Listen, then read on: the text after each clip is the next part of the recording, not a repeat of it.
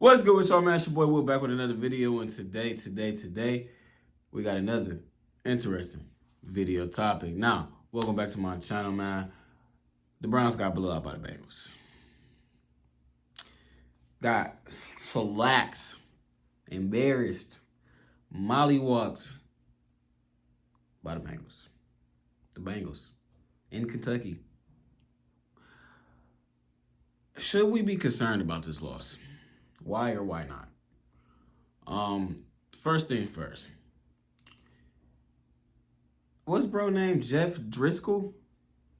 Driscoll or Drisker or I'm not even trying to be ignorant. I don't know how to pronounce it.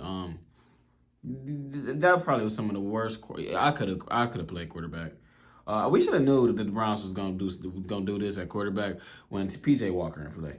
If you're not throwing PJ Walker out there, bro, that should let you know something. Now, offensively wise, bro, like I really couldn't take nothing positive from what we seen based on what the quarterback was doing.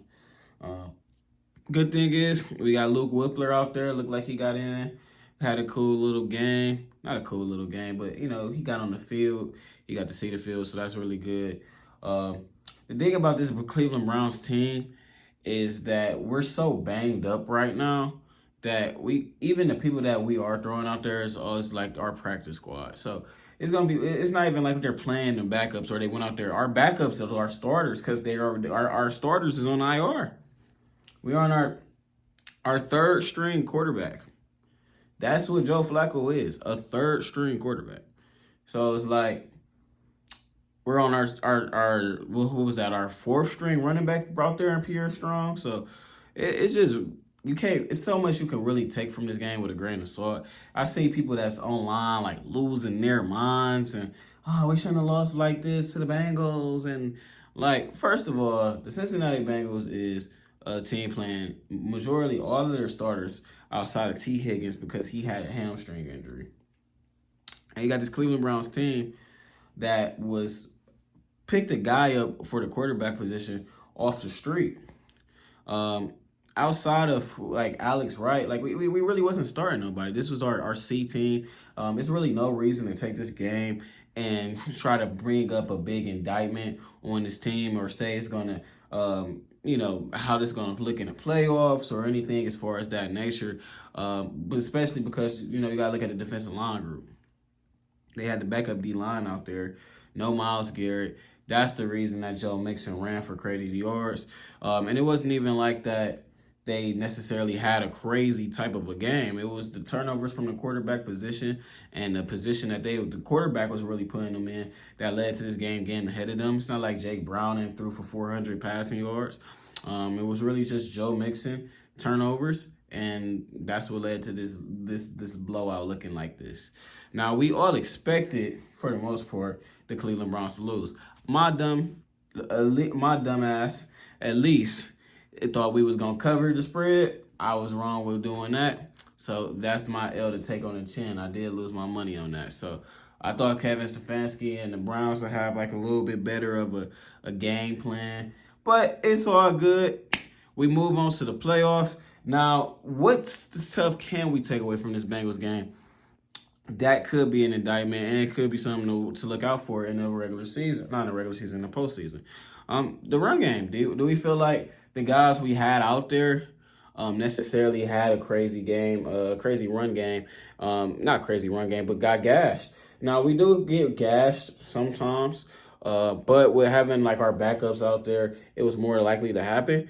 Hopefully, the run game and the run defense can be a little bit better. Not a little bit better, but up to our standards that we expected that when we go into the postseason. Now, I got a full slate of different things to talk about this week with us playing the Houston Texans. As you guys know, the Jacksonville Jaguars completely just fumbled the game away and cost their season. Shout out to Jacksonville. You're the reason Pittsburgh's made the playoffs. Shout out to Jacksonville. I told y'all thought I was crazy.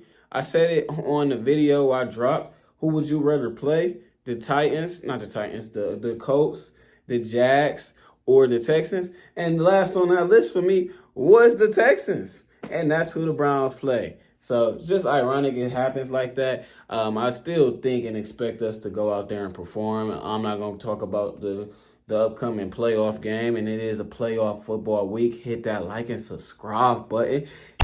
Shout out to my dogs. As y'all know, I predicted the Browns to win 11 games. I think it was 12 or 11 wins. I hit it right on the money.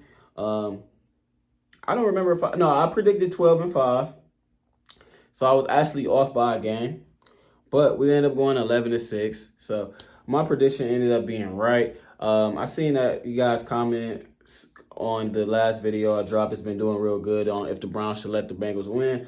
Well, apparently it didn't matter. The Bengals wanted to come out there and win. Joe Mixon hit his incentives. So good job for the Bengals. Them picking up that dub and they riding off and ended up being 9-8. That's something I didn't even think about as far as from the Bengals standpoint of, winning and losing this game means you were either above or below 500. So they technically had a working record, and the AFC North actually ended up being, for the first time since 1935, the only division with all complete winning records.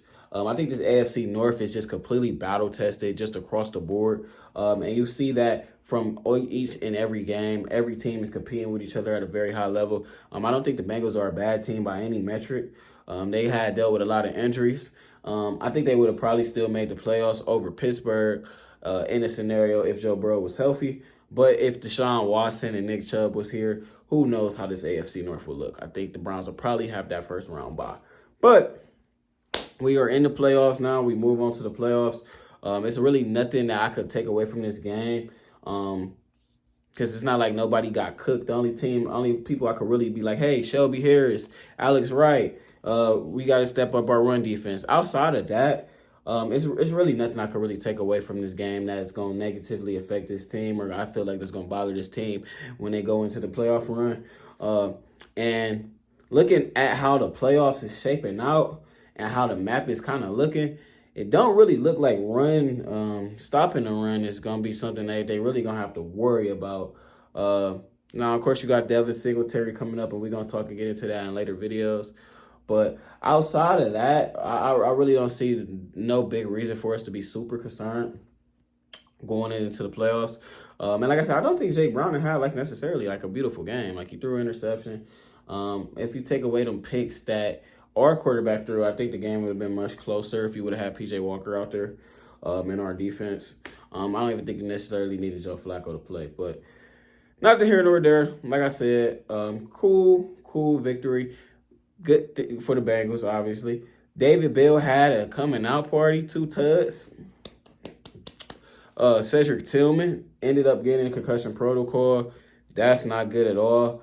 It's not like Cedric Tillman was really producing for us, but he's still somebody that gets a very large snap number. So if he's not able to play against the Texans, his snaps got to get replaced by somebody. So I wonder who they'll have step up in the acts of Cedric Tillman.